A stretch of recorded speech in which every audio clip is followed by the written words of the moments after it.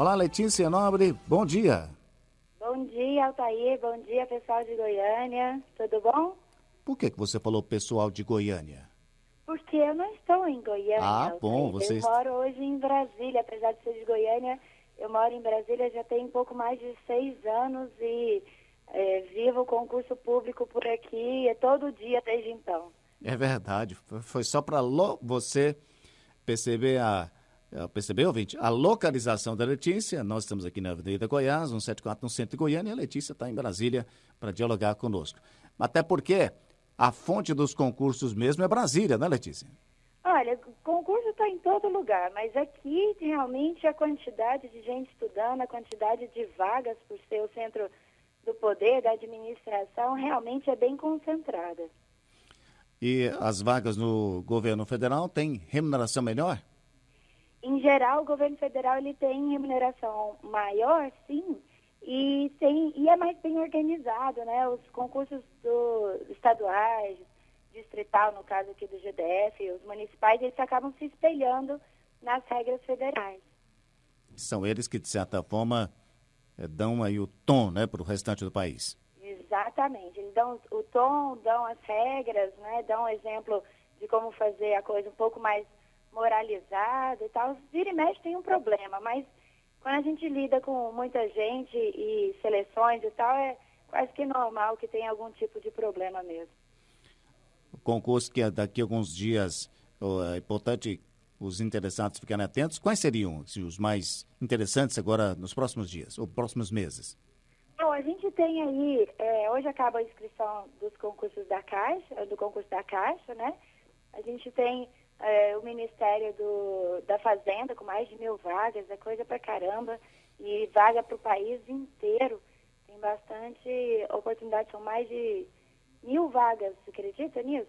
1.000 vagas para o Ministério da Fazenda? Exatamente. Ou Realmente seja... vai ter bastante coisa.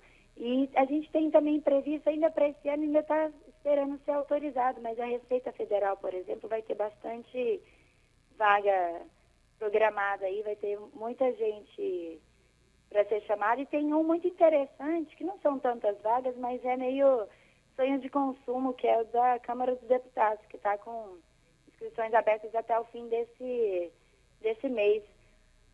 O salário chega a R$ 25.000. É por isso que é o sonho de consumo do concurseiro? Para alguns concurseiros, gente que gosta de trabalhar no Legislativo, né, encara esse desafio de trabalhar lá na Câmara dos Deputados, pode aí chegar a correr esse risco de ganhar R$ 25.000 para ser consultor legislativo. É bastante coisa. E mesmo para técnico, o concurso oferece salários assim, fora da realidade. Por isso que fica nesse campo dos sonhos, sabe? Que é um concurso muito difícil, tem poucas vagas, mas ao mesmo tempo quem se empenha vai ter aí uma remuneração dos sonhos. Com R$ 20.000 de salário, 25 mil, dá para morar e viver bem em Brasília? Ah, tranquilamente. Tudo bem que aqui a condição de vida, né, o custo de vida é pelo menos uns 30% mais caro que Goiânia. Porque o que é mais caro é moradia é bem caro. E também comer fora de casa, e como muita gente come fora de casa, acaba sendo mais caro. Mas, via de regra, os concursos acabam oferecendo salários acima da média da iniciativa privada. Isso faz com que muita gente se interesse. Fora que depois que você passa aquele período de estágio probatório, né, o período de experiência, que são normalmente 3 anos, você dá bastante trabalho para você ser demitido. É verdade, que é a estabilidade, né? A garantia da Exatamente, estabilidade. aí é quando você de fato está estável. Letícia Nobre, você tem aí na sua experiência com concursos, né, há tantos anos, também faz uma orientação aos concurseiros. O concurseiro que é bem-sucedido, qual é o perfil dele? Bom, concurseiro primeiro eu quero explicar uma coisa que talvez pouca gente conheça, que é o coaching especializado para concursos públicos. O coaching, ele é um processo de desenvolvimento humano muito usado por executivos, por empresários, E aí pegaram essas experiências, essas ferramentas, essa metodologia e aplicaram para concurso. Então, eu faço exatamente isso. Eu pego essas técnicas e ajudo as pessoas a serem mais organizadas, mais planejadas. E é justamente isso que é um ponto de característica bem forte para quem quer ser bem-sucedido, né? Que não adianta simplesmente comprar alguns materiais, sentar e estudar. Você tem que fazer um planejamento de tempo, de gastos, porque não é nada barato de estudar para concurso público. Você tem que fazer um planejamento estratégico, de, por exemplo, imagina que saiu essa quantidade de vagas para o Ministério da Fazenda. Pouco antes saiu o concurso da Caixa. Aí você fica perdido. O que eu faço? Né? Qual concurso que eu faço? Você tem que ter uma estratégia para escolher que área que você vai fazer, qual cargo é melhor para você. Afinal de contas, não adianta nada passar num bom concurso e gastar metade do salário com terapia para aguentar ficar nele, né? Não compensa, não é? A pessoa tem que achar uma afinidade, né, para ser feliz. Exatamente. Concurso público é visto como, assim, a tábua da salvação, né? Assim, a solução de todos os problemas, mas pode ser, se não tiver um planejamento, uma organização adequada de vida, inclusive, e tratar o concurso público, a preparação para concurso público como um investimento, um plano de ação mesmo, pode virar uma dor de cabeça, né? Tem gente que está, por exemplo, eu estou estudando para o concurso, estou estudando, fazendo faculdade, eu trabalho, não tenho tempo para nada.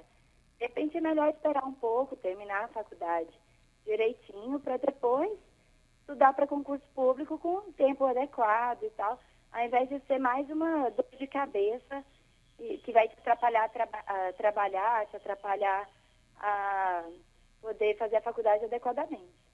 De fato. Letícia Nobre é especialista em concursos públicos e está conversando conosco pela Rádio 730 aqui no Cidade Urgente.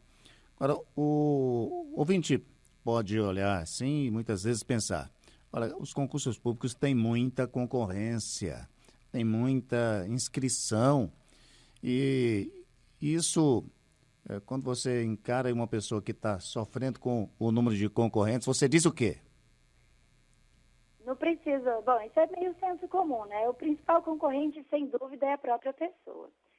Eu quero dar um dado que muita gente não tem muita noção.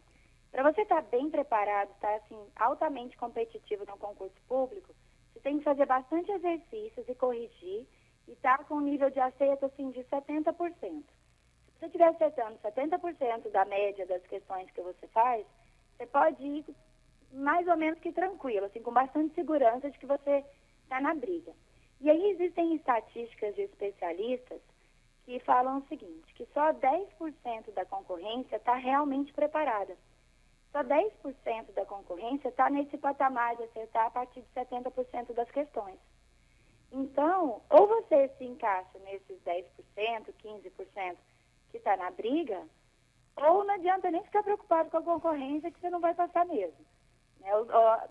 Numa outra visão, é a percepção de que naquele momento você ainda não está pronto. E você pode fazer a prova para avaliar como é que você está e tal, para uma outra oportunidade ou um outro concurso, né? Você faz como um trainee. Mas a concorrência não é o pior dos problemas. O maior problema é você medir os seus resultados durante a preparação. Você saber como é que você está indo. Porque o que acontece muitas vezes? Leem livros, apostilas, vêm aulas e tal, e deixam para avaliar como é que estão só no dia da prova. Tem que avaliar com antecedência. Exatamente, tem que ser durante a preparação. E aí, como é que vai fazer, já que não tem prova?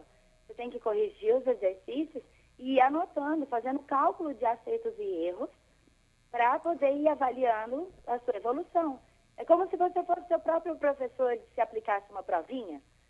Né? Minha mãe fazia isso comigo quando eu era criança. Na véspera da prova, ela montava uma provinha e aí a gente avaliava se eu estava indo bem, né? Se eu tinha estudado direito para a prova. A sua mãe era professora? Não era professora, mas minha tia era. Eu acho que é ela que falava para minha mãe fazer isso. Mas que inteligência! Tá vendo? Por isso que você virou essa menina inteligente? Ô, Altair, ainda bem que é rádio, senão eu tinha acabado de ficar vermelha. Tá vendo? Mas a mamãe merece um elogio, uma excelente estratégia. Sem dúvida.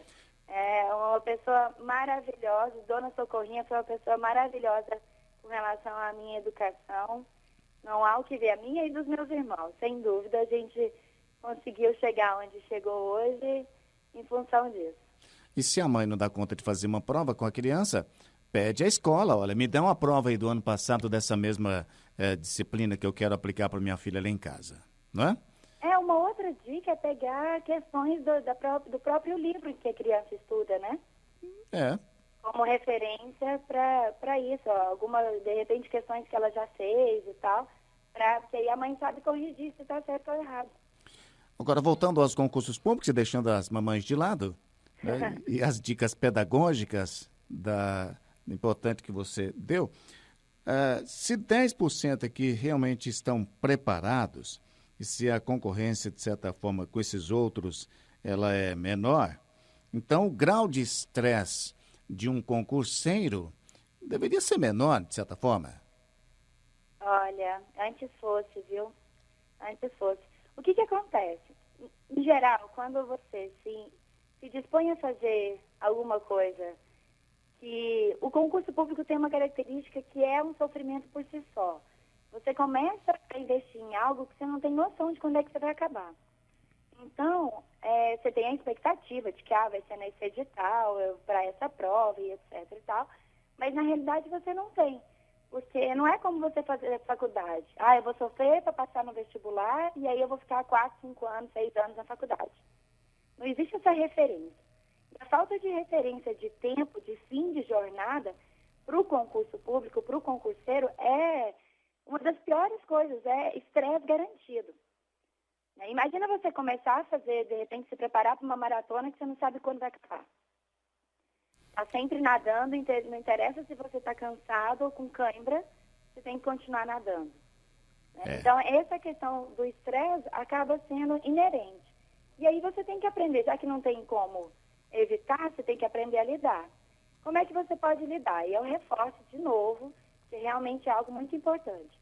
Quando você planeja, quando você sabe que só vai estar pronto para uma prova, assim, para ser realmente competitivo e ser aprovado, nomeado, estando com aproveitamento acima de 70% das questões que você faz, você diminui o estresse, sabendo que, olha, eu ainda não estou preparado, então eu tenho que estudar mais. Então eu não vou me preocupar com a aprovação nesse momento, eu vou me preocupar que eu tenho que estudar mais e ter um aproveitamento melhor.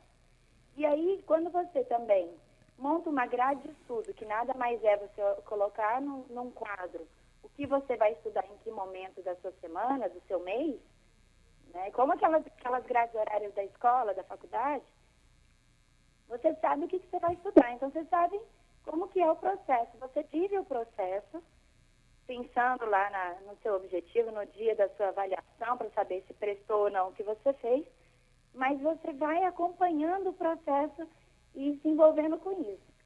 É mais fácil e menos estressante quando você acorda já sabendo que tem que estudar, principalmente para quem acaba tendo o dia todo para estudar, e também para quem trabalha, é mãe, tem muita gente que eu atendo que é mãe e trabalha e faz um monte de coisas, mas você tem consciência de que isso vai levar tempo. De fato. Você tem consciência de que se você tiver o dia inteiro, vai render de uma forma. Se você estiver trabalhando, etc., vai render de outra forma. E você tem que ter paciência diante da sua realidade. Combinado, então. Obrigado a você, Letícia Nobre, pela indicação. Na internet, a Letícia Nobre está no Letícia Nobre perfil. Está em vários lugares. É verdade. Letícia Onde, por exemplo? está na internet, porque eu atendo com o processo de coaching exclusivamente pela internet.